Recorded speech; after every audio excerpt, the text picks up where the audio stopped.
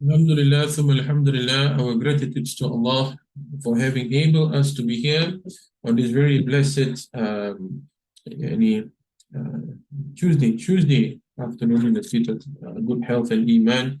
May Allah subhanahu wa ta'ala increase our iman and our taqwa until our very last days. Ameen. Ya Rabbil Alameen.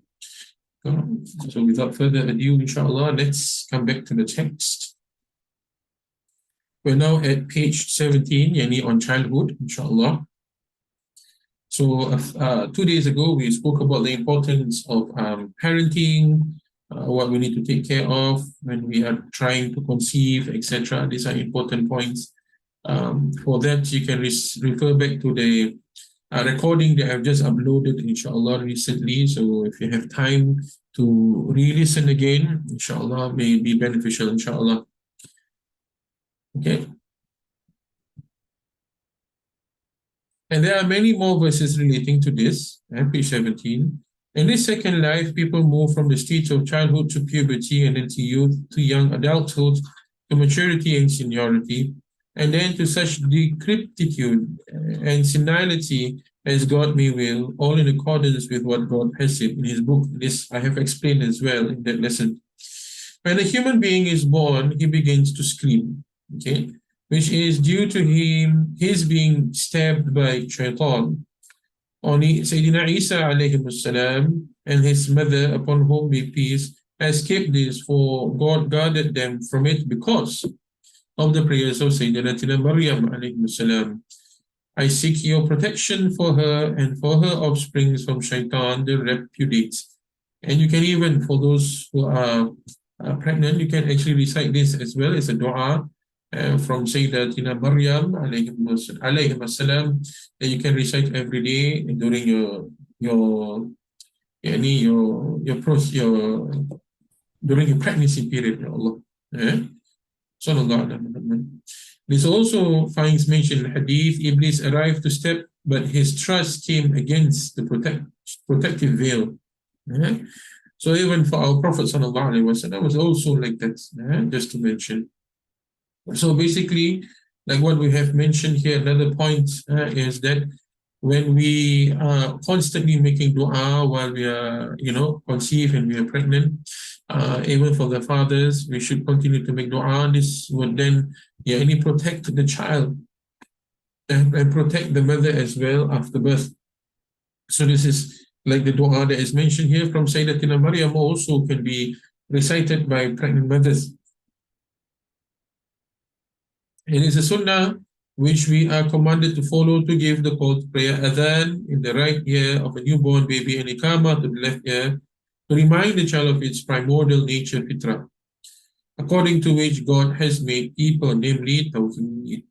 So when the child has been given birth to, the child is screaming because it is being stabbed by shaitan. And also, what we need to do is then we do our azan. We make, like Habib Abu al-Haddad has mentioned, we call the azan on the right ear and the iqamah on the left ear. This is to remind the child of its primordial, its fitrah, and that it comes with this fitrah. And this is the first thing that it will have to hear is the name of Allah. For the last thing that it heard before coming in was also the name of Allah. So again, this is reminding the ruh. This is reminding the ruh. And to remind the child of its tawheed. Of La ilaha illallah Muhammadur Rasulullah sallallahu alayhi wa sallam. So parents of would-be newborn, inshallah, please do not omit doing this. May Allah grant us tawfiq and tawheed, inshallah, for our children. The Messenger of God, upon whom sallallahu alayhi wa sallam said, every newborn baby has, when born, his fitrah. It is to his parents who make him a Jew, a Christian, or Zoroastrian. And God the Exalted said, so set your face to the religion as a man by nature upright, the nature fitrah given by God, in which he has created mankind. So basically, all children are born, all newborn are born in the state of fitrah, which means they are all Muslim. And there's no need, there's no process for us to Islamicize them. There's no need to. because by nature everybody is born Muslim. Unless the parents choose to be otherwise, Allah protect our newborn, inshallah, and our descendants and all of our Muslim, the children of our Muslim nation, inshallah. So it is really important. What we're doing is we're just reinstating, reminding the child of Tawheed when it's given birth to. And the parents here also don't think, oh, I did not, because the hadith says, every newborn is when fitra, his parents will make him a Jew, Christian, or Zoroastrian. One way that we can look at this in this day and age is not that we make our children to live Islam. No, not that. But it is the lifestyle that we choose for our children. You see, fitrah, deen, religion, fitrah is a state of purity. It's a state of purity. And it is the lifestyle that disrupts this purity. And it is not sufficient for us to just provide for our children. But what is needed in this day and age for our children is deep guidance and deep companionship. And in this day and age where fitna is dormant, all we can do the best is to constantly be there for our children, even after they have got married. And I think one of the problems as Muslims we do is after our children has work in that sense, and they're big enough, they can take care of their own. Oh, they're independent now. Boleh jaga sendiri dah besar. There's no such thing, my friend. Because as parents, we would be responsible until the child is old and then the child enter, they're still responsible in many ways. So it is the lifestyle that we want our children to inherit, not just the dunya, the lifestyle, not the lifestyle of the other ways. We want the lifestyle of Muhammadiyah, the way of the Prophet sallallahu alaihi wasallam. That's the most important way. And these ways are what we call tariqah. Tariqah is not just a way, but it is also a lifestyle. Tariqah is not just a way, but it is also a lifestyle. And this lifestyle is what we are trying to have, because it is the closest to the Muhammadan lifestyle, the way of the Prophet sallallahu alaihi wasallam. What would he do when he wakes up? He prays. How does he pray? Internally, externally. What are the kind of the way that we think, and how do we perceive ourselves? How do we perceive the things around us? How do we perceive the times, the context? All of this is living the life of a tariqah. Tariqah is not just about the wirid, it's not just about the litany, it's not just about how many dhikr you have to do, but it is the lifestyle that you inherit from your mashayikh, your sheikh. And that is what tariqah is about.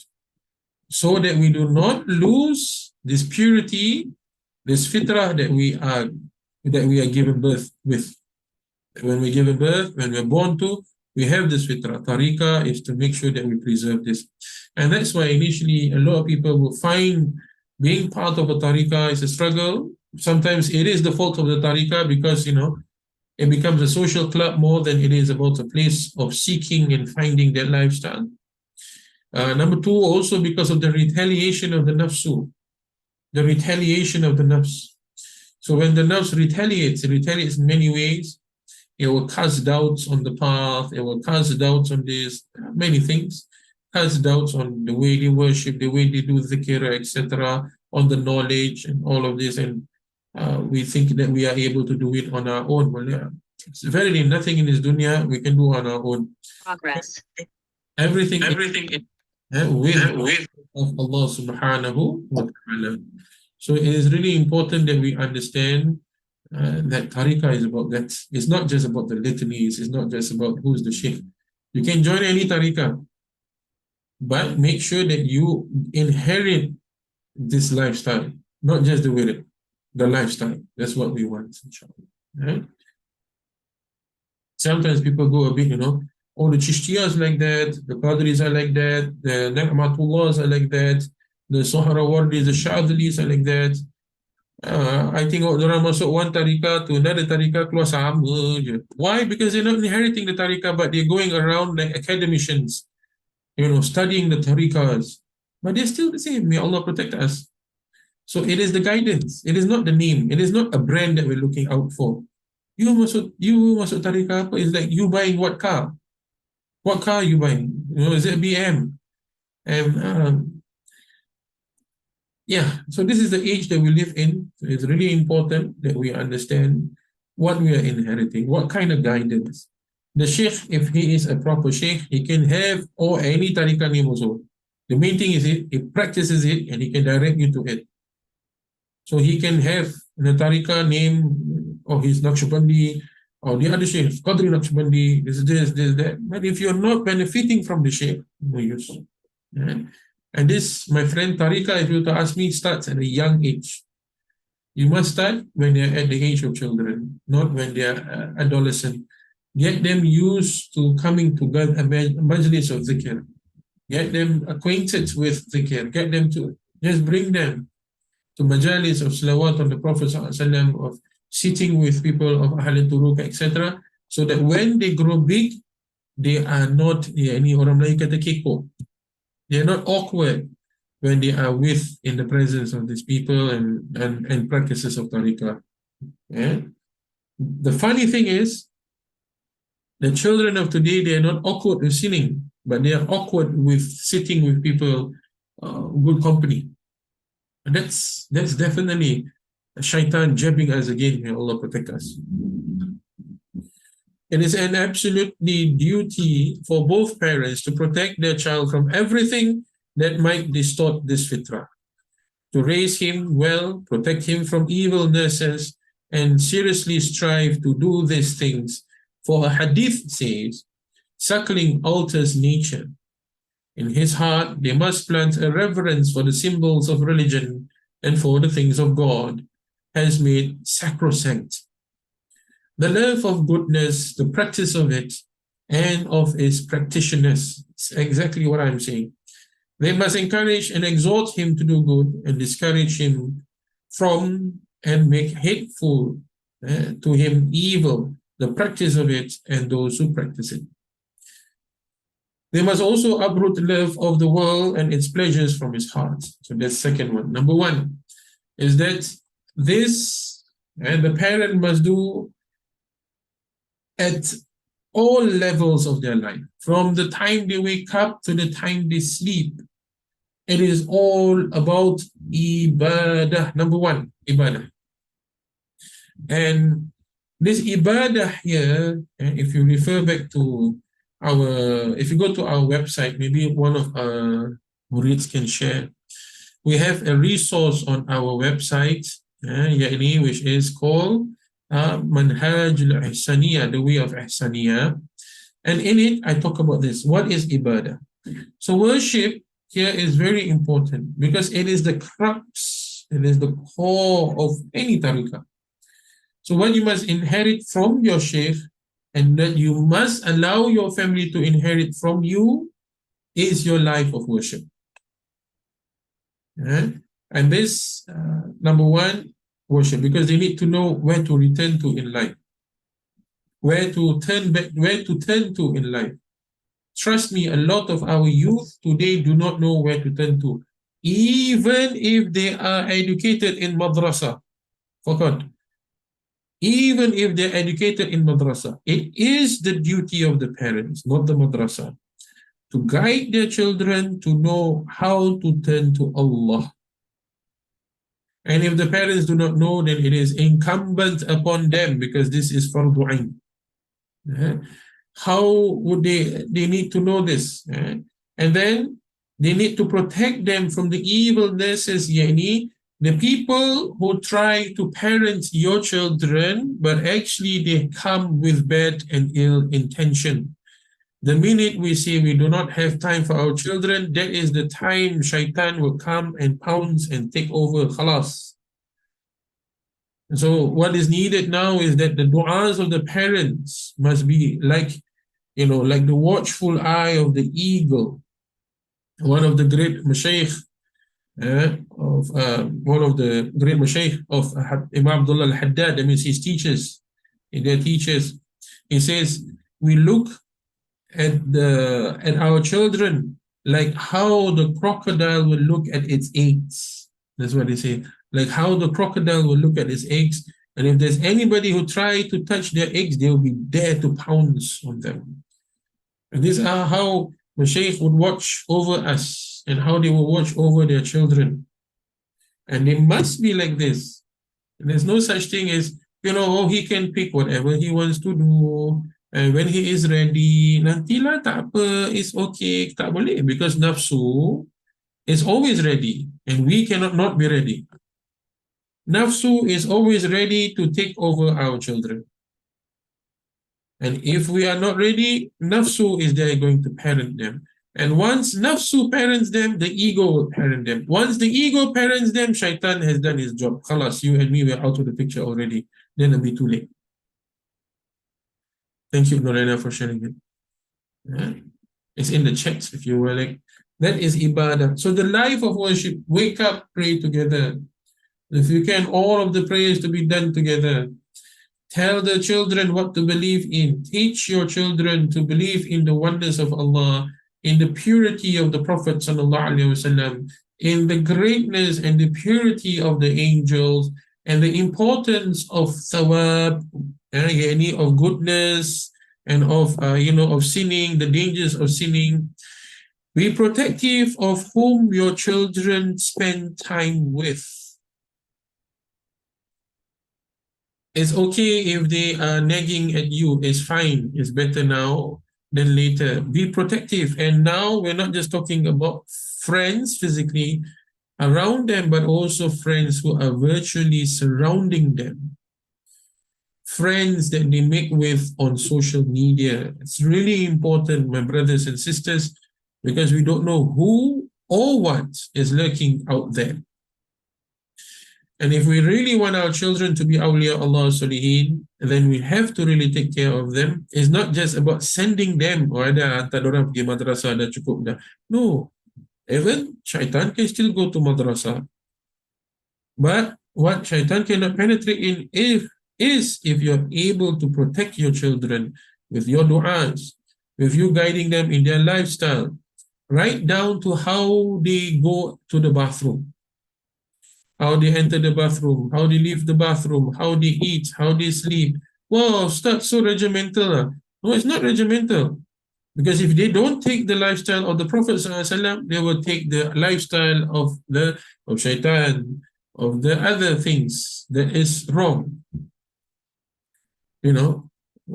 It's okay even if you have to send your children and pick them up. It's okay, even if they're big, because they need to know that you are there for them.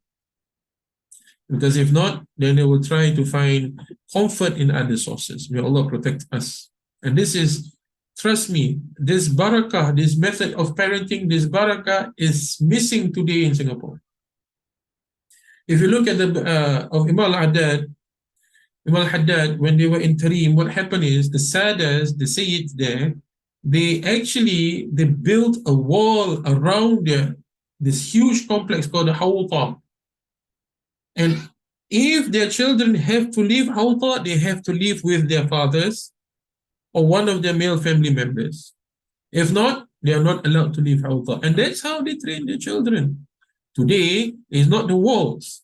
The walls have already holes with TVs, with internet, with uppers, a very different battle that we're facing. That's why the best way is to tell our children who are the good people and who are the not good people. Let's face it, there's no gray section.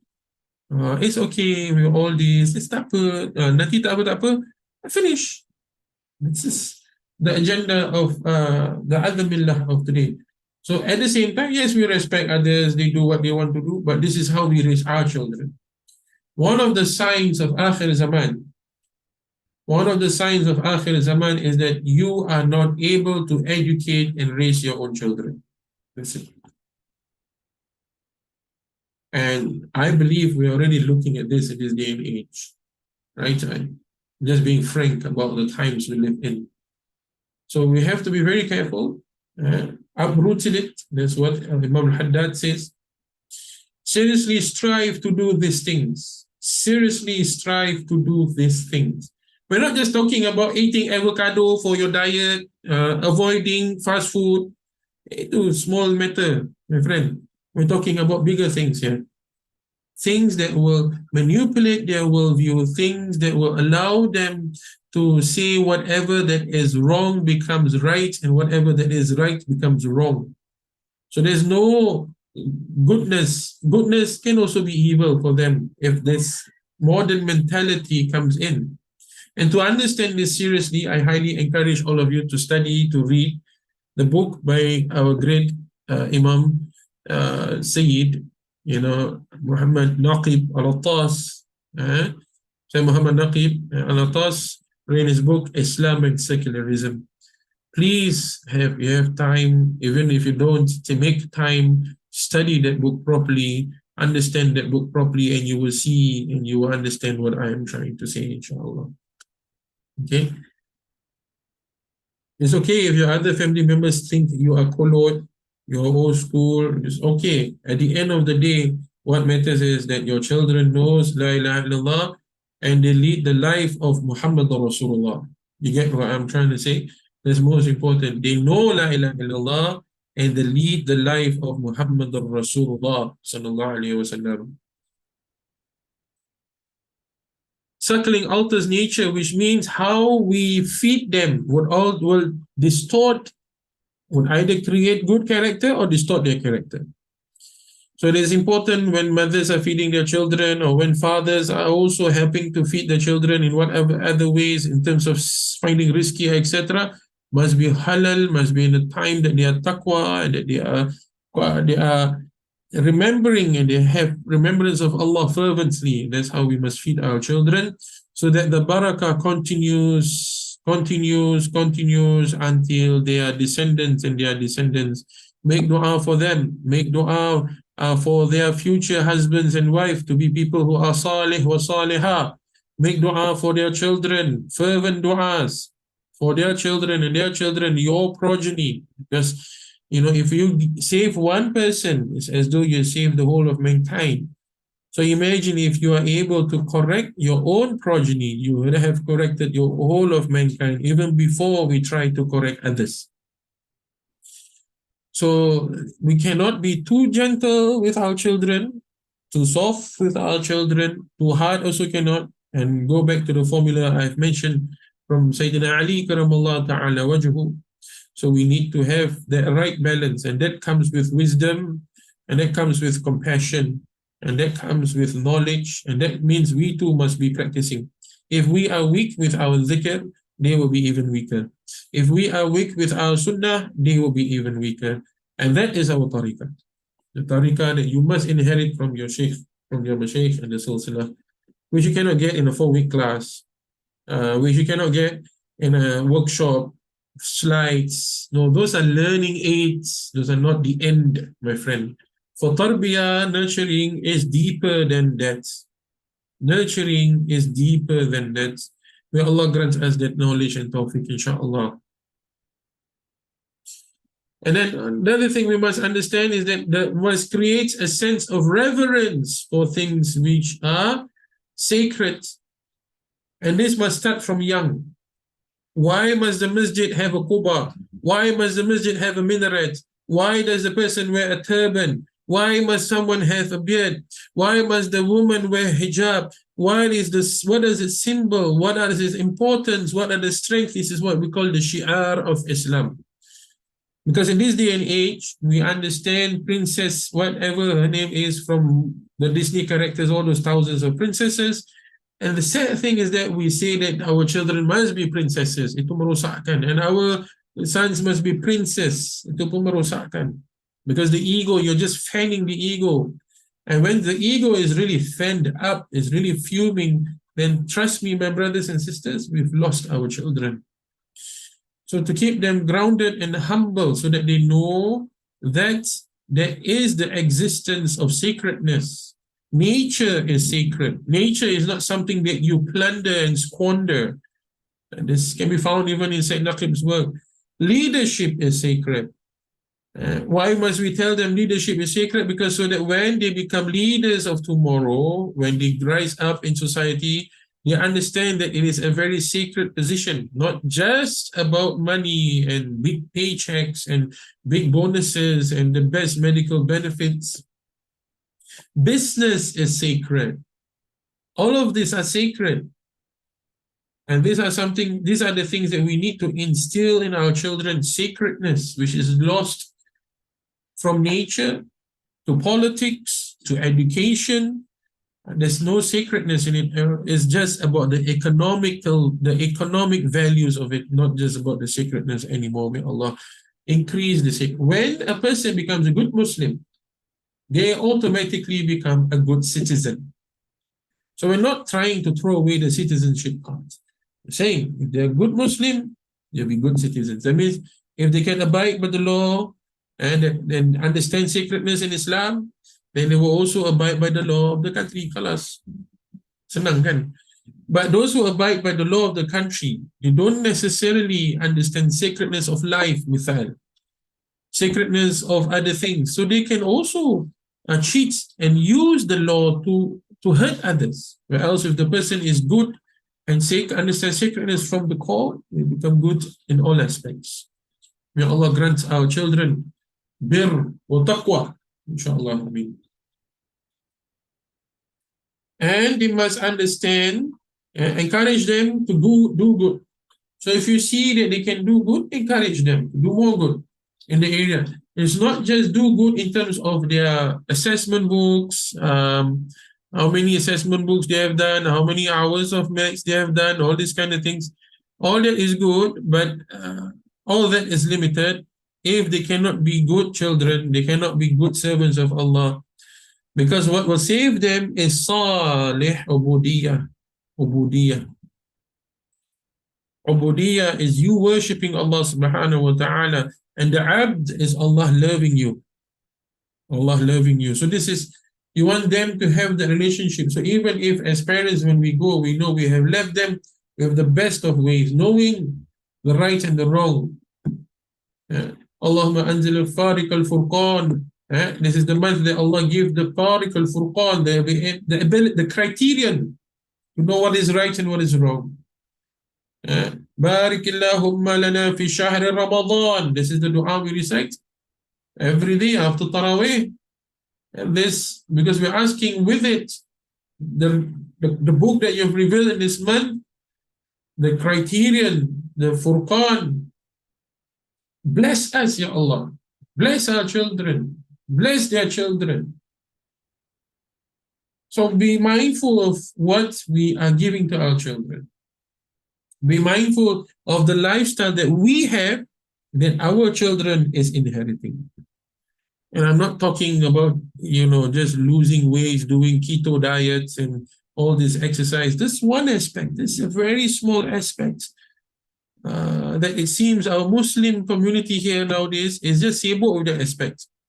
I've stopped eating rice. My children are now just eating broccoli and more eggs and all these kind of things. I'm a nutritionist. This has saved me.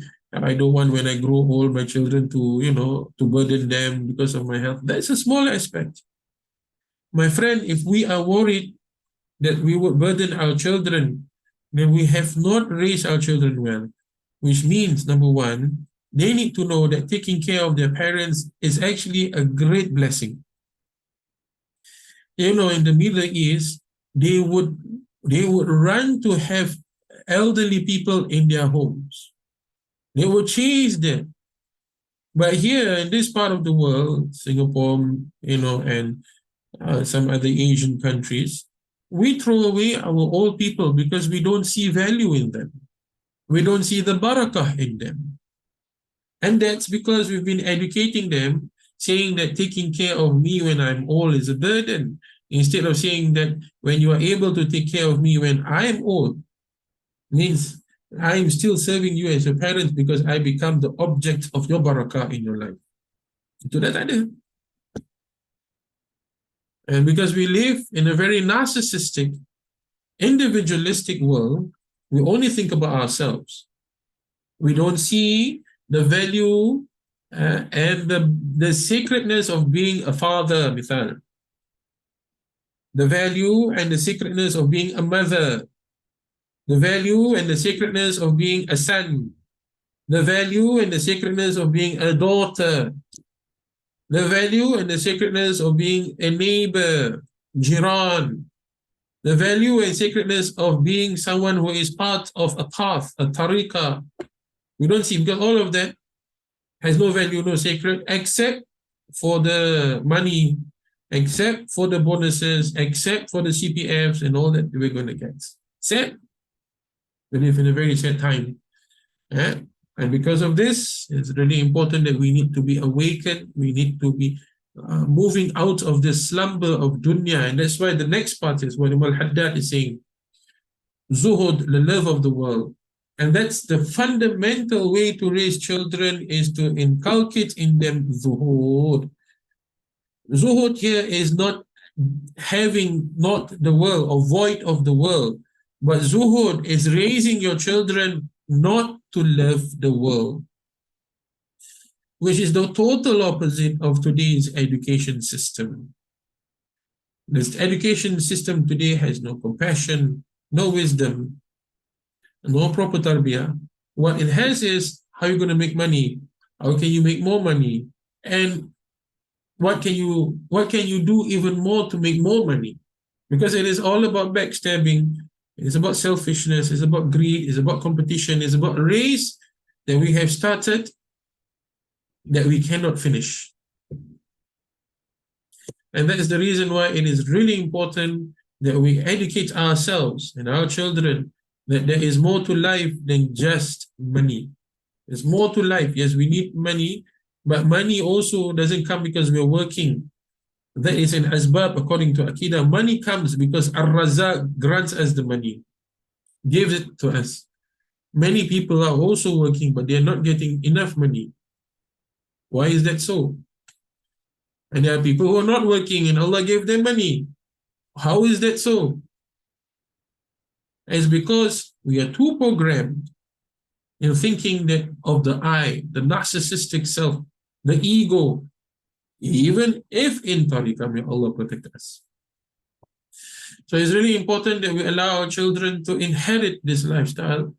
They need the lifestyle of the Holy Prophet sallallahu alaihi wasallam, the lifestyle of waking up and imploring to Allah, opening up our hearts, softening our hearts, having a direction and purpose in life that is not just related to dunya, but it becomes the direction that is La ilahi antal maqsudi wa ridaka matlubi a'tini mahabbataka wa ma'rifataka. This is the direction in life. May Allah grant us that direction, inshallah. So they must uproot the love of the world and its pleasures from his heart. And there was once, I've narrated this story before, one of the imams of the mosques in Kareem. What happened was he narrated that when he was young, he said some things to his mother. There was one incident. Another incident was that he was laughing out loud. And he's laughing out loud, and his mother came in and says, "Has our home become a marketplace?" And then, which means what? This is a house that is constantly remembering Allah subhanahu wa ta'ala, which seems very awkward and very difficult for us in this day and age, because we're so used to be entertained, right? So what happened is that he says from that day onwards, he made tawbah. His whole family came and says, "Make tawbah now, for you have forgotten about Allah." Just for a moment. And he was only about 7 or 8 years old. And when he was slightly older, he came and he says, there was one day I ate too much and I got really full and I lost my khushu' in prayer. From that day onwards to the day now, which is when he's about to die, pass away, he's never ate to his fill. And these are the requirements for the people back then to be the imam of a masjid, my friend. Can you imagine them? The du'as the quality of their du'as when they make du'as, mashallah. So in this day and age, it is really important for us to remind ourselves that, of course, we can't beat ourselves to it. We need to, bit by bit, nurture ourselves to that level. We need to nurture ourselves, nurture our family, ask Allah to lighten the journey, ask Allah for assistance, ask Allah for guidance.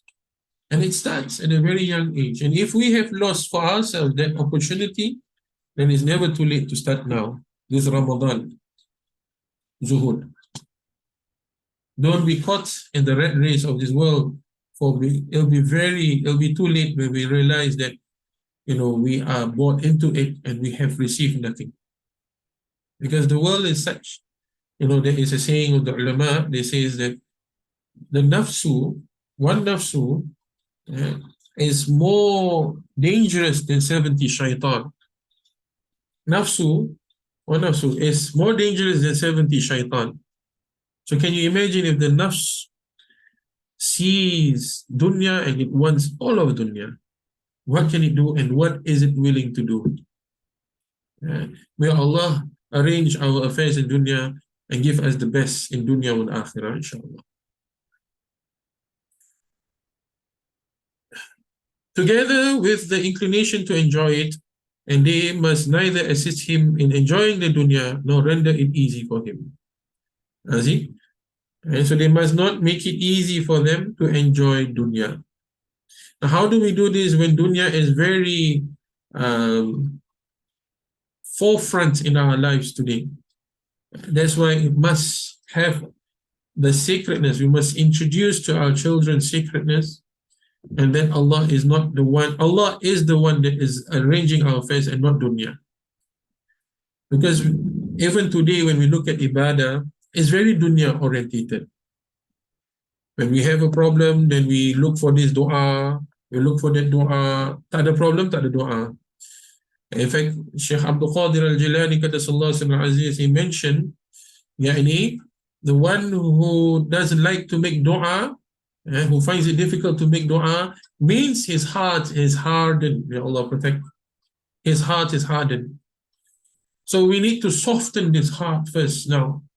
We're making plentiful of dua. We're having a lot of sabr.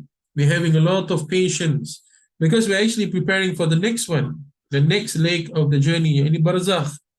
As much as we're parenting our children, we're taking care of ourselves, we're actually preparing for the next journey as well. This is not a permanent place. Later, when we read the time about entering barzakh, inshallah, we'll talk about it even more, about how people see this world, how, the great highest Sahaba, how did they see this world? How do ulama perceive and understand this world? And this is really important. Just to mention when the hadith it says, this is from Imam Suyuti's book, right?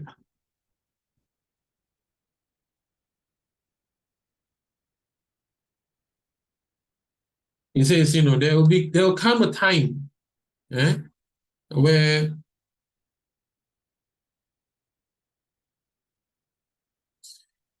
Prophet ﷺ says, narrated by Ibn Mas'ud, he says, Dajjal will not come until a time where the mu'min loves more death than anything else.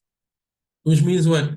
The mu'min cannot stand the life of this world. Not that they want to commit suicide. No, nothing like that. It's just that it becomes very difficult for them in this day and in the time to live. This is another one hadith by Ibn Abi Dunya. He says, there comes a point of time, in one point, where death is loved more than the reciters of the Quran. And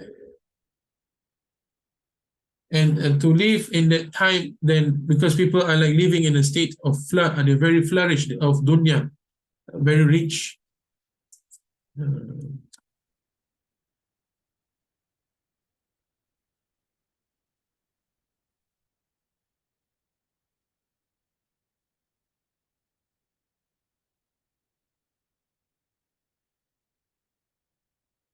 Yeah, we'll read that when we come to that time, inshallah. So what we need to do now, so basically Prophet is saying, for the mu'min at that time, because he says there will be things that you need to run away from. Yeah, the people who like to make the Quran as a musical note.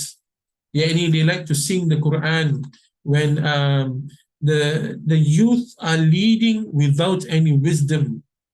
The youth are leading without any wisdom. And then people, the ulama of their time has become people who sell religion. These are the things he says. And when you see that time, you would feel that this dunya has no nothing anymore. This is for the mu'min, of course, not one who sings the Quran, not one who, now in this day and age, imams are being selected not because of their faqih, not because they understand religion, but they are selected because they are able to sing Al Quran so that they can draw more people to the masjid. That's the time we live in. I mean, if you ask what nullifies prayer, they won't know thoroughly enough. You know, whereas imams of the past, they only recite surahs which are short or not as well. They don't sing, they don't entertain you with the recitation of the Quran, but they know their ahkam, they know their ruling. So someone who is faqih is more better, more feared by shaitan than someone who worships Allah without knowledge. This is hadith of the Prophet ﷺ. So educate our children. So ibadah, number one. Then we need to educate our children about iman. What is dunya? Who is the Prophet ﷺ? Why is he important? How close must we be with the Prophet ﷺ? What must we inherit from our elders? And number one, I encourage is majalis. Majalis is very important. The annual Yasin Tahlil, the annual Mawlid, the monthly tanduris that we used to have in our families, these are actually fortresses. Hisn. There's a hisn, they are fortresses for our family and our community.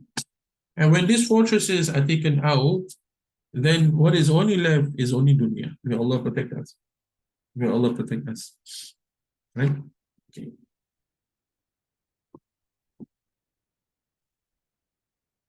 They must neither assist him in enjoying the dunya nor render it easy for him, for that would be harming him and would cause him to diverge from the straight way. Yani ihdina siratal mustaqim.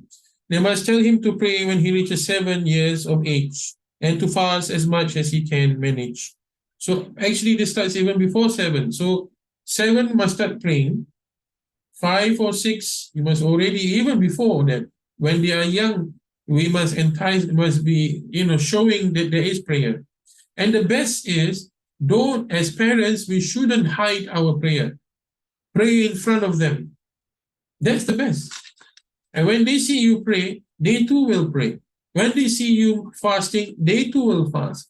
When they see you reading Quran, they too will read Quran. But if they don't see it being practiced in the family, then where are they going to get this guidance from? Of course, there's TikTok, but I don't think you want your children to have TikTok Islam. Lah. You get what I'm trying to say? I mean, not that he has to defend himself in court. So what I'm trying to say is make sure that it is Islam from home. The Ahl Sunnah wal Jama'ah, who are our great Ahlul Bayt, who are our 4 great Imams, who are the 4 great companions or 10 promised paradise. And these are things that must be instilled at home.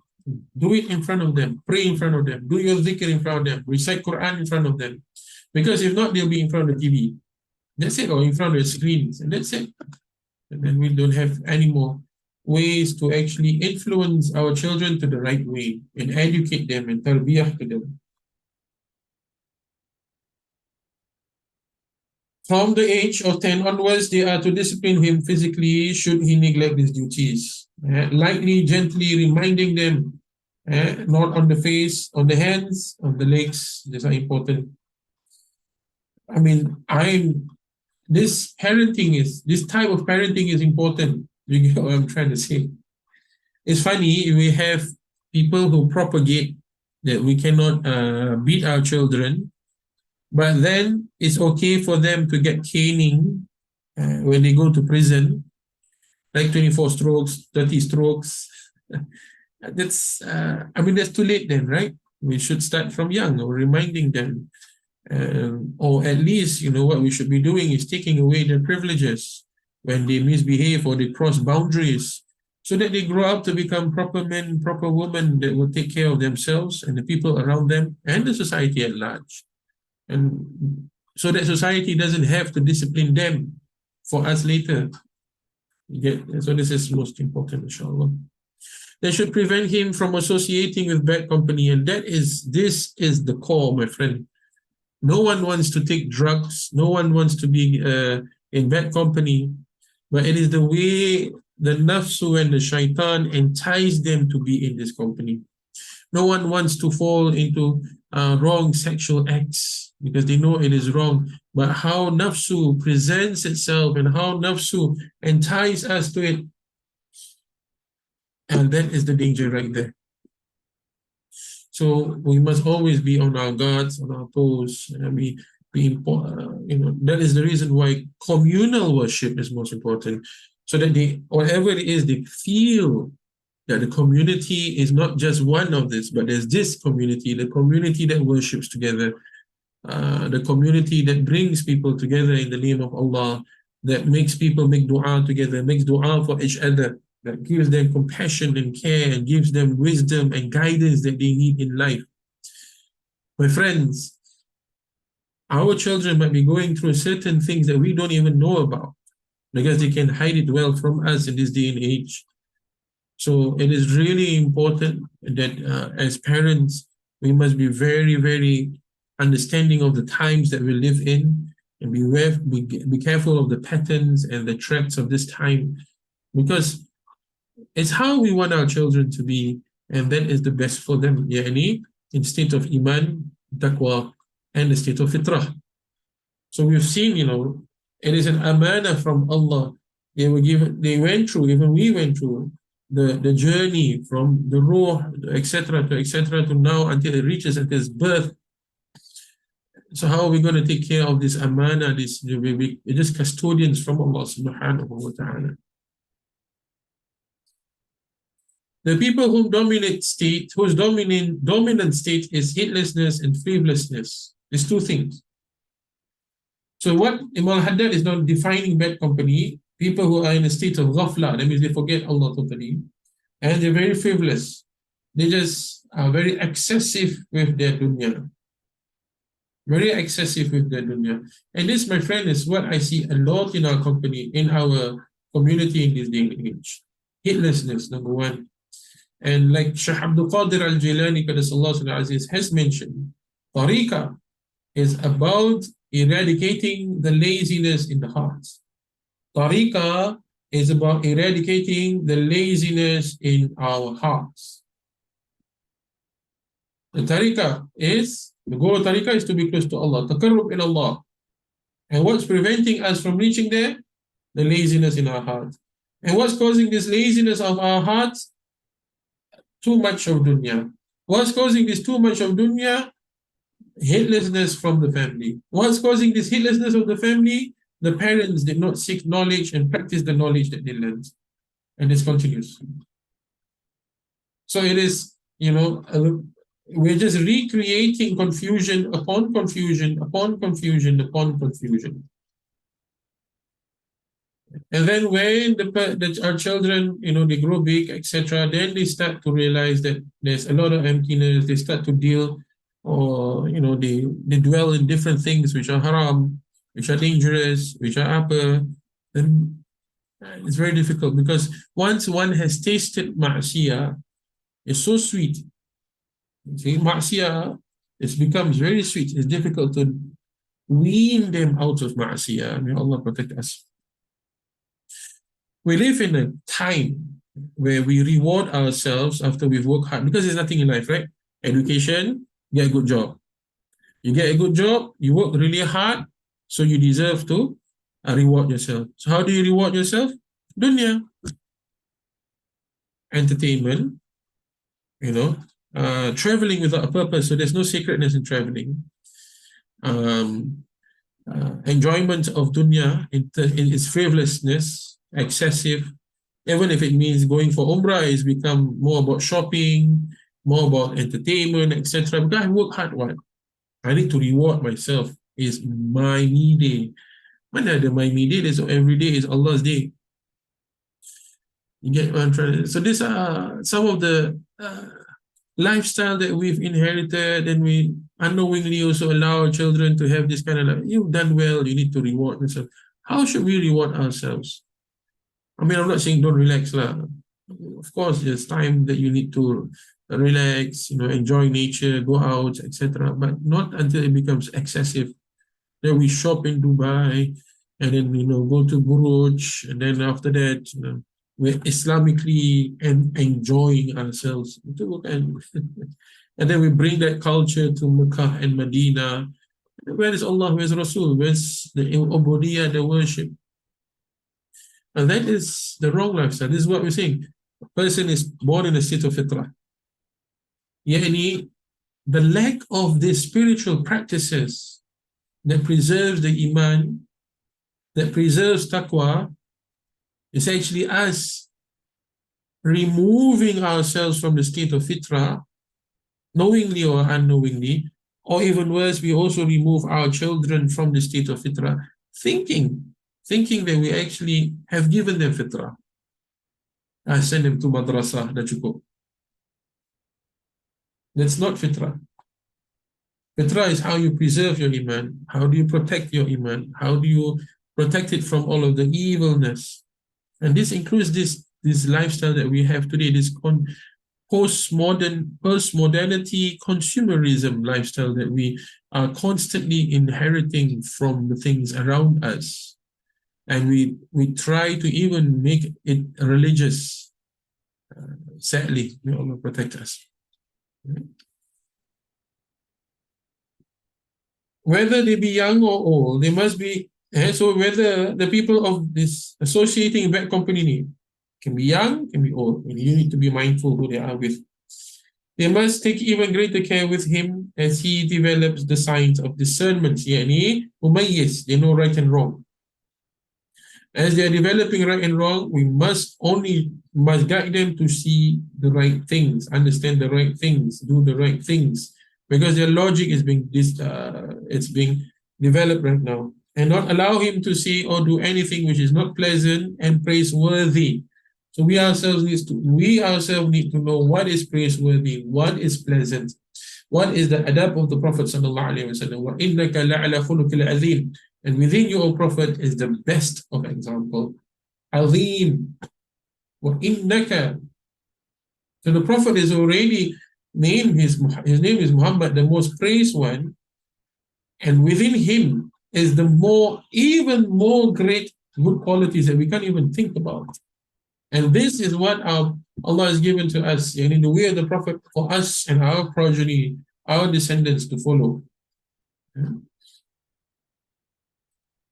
So that he grows up in this manner, as these things become a firmly established habit in him. So we're talking now about habits, which will make it easy for him to practice them when he grows up. For goodness is a habit. So it starts with changing the patterns that we live with, how we've been living in our life, what kind of habit, what kind of pattern do we have. And when we understand that, then we can be skillful with ourselves. Not to work with stress, not to work with the stress of dunya, the stress of what is around us, but we create this energy of working with the awareness within us through ibadah. And that's why inner state of awareness is very important, and tariqah is supposed to do that, where with the ibadah, with worship, with guidance, can we create that awareness within us. Then we understand that there's a lot of habits that we need to change. Sinning is a habit. Shaitan has put us in a trap. Worship is a habit. The habit of the awliya Allah, salihin, and the anbiya. Which habit are you going to follow today? And that is the habit that repercussions because it will come back to us in the hereafter. What you do now will come back to you in the hereafter. So it is best for us to create good habits so that we'll have a very peaceful life and very peace in the hereafter and a peaceful heart in this dunya. Heart that is full of iman, inshallah. Yeah.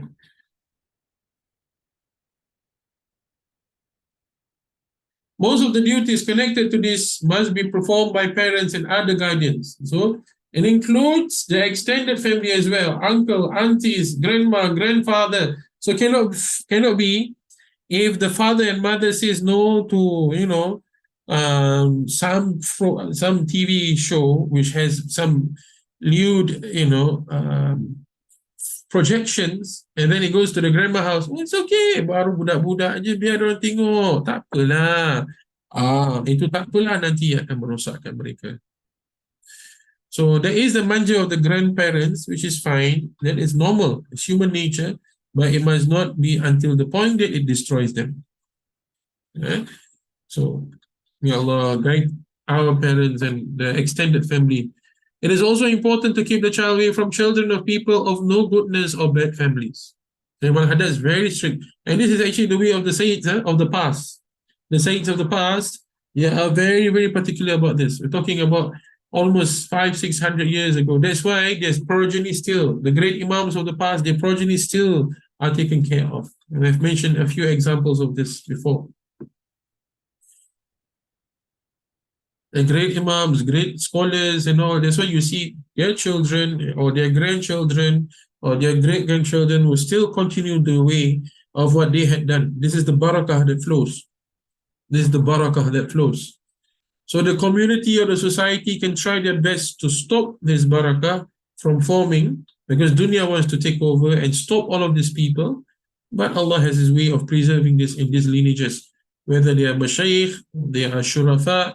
Any mashayikh meaning scholars, they're not lineage, they're not descendants of the Prophet, or even through the Sayyids. Either way, Allah wants to give, He will give and give. We hope that He preserves these lineages, inshallah.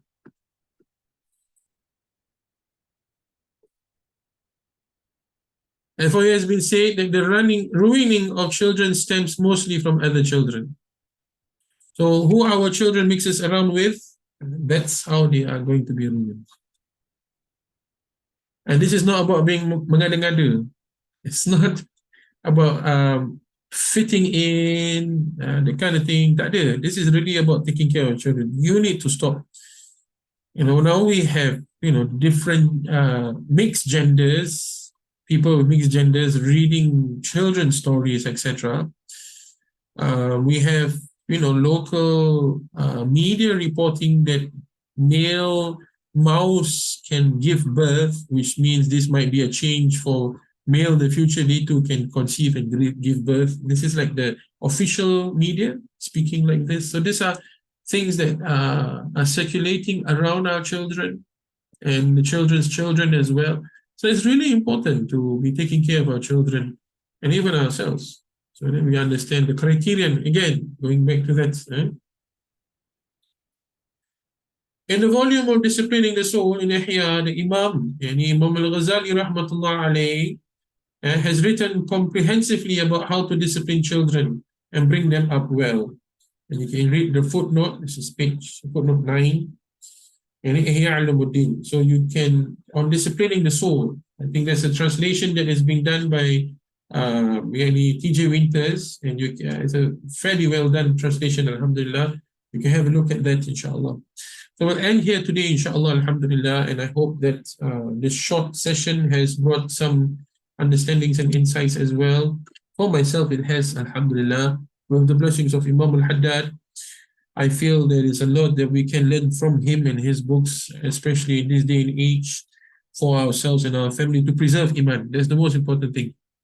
It's not just about the external ibadah, but it is also about keeping and preserving and maintaining and protecting the faith that we have within ourselves, within our hearts, and to keep our hearts alive with the light of Iman, inshallah, and our minds guided from that nur of Iman that stems from the heart, inshallah. Yeah. So it's really important that we do this. So alhamdulillah, inshallah, I'll see all of you tomorrow. So just to update you, there is no class on Saturday, for I have to attend a majlis. There's no class on Saturday. There's no session on Saturday, but there is one tomorrow, inshallah. Yeah, there is one tomorrow. So, khair, alhamdulillah, inshallah. We hope that Allah protect us, our children, and then the children, the iman of our children, and our iman, and the iman of our parents. And we thank them, O Allah, and forgive them, Ya Allah, for they have raised us up when we were young, and they're still raising us, Ya Allah, with their du'as. And Ya Allah, for guide us like how our prophets have guided their children, so that we can guide our children like the prophetic way, Ya Allah, and the way of our imams and the way of the awliya Allah as-salihin, Ya Allah. Make our children awliya, make us awliya, Ya Allah, make us all awliya, Ya Allah, under the banner of Sayyidina Rasul sallallahu alaihi wasallam. Forgive us, accept our fasting, Ya Allah, accept our fasting, and grant us Laylatul Qadr, Ya Allah. Ameen, ameen, Ya Rabbil Alameen. All good is from Allah subhanahu wa ta'ala. If not, it is from my own self, inshallah. If you like to donate, you can do so via the number is 88184736. I repeat, 88184736. And your donation will help the center to go a long way, inshallah, in preserving the work that we do. Besides that, thank you all of you for donating and for guiding and for helping us, inshallah. Assalamu alaikum wa rahmatullahi wa barakatuh.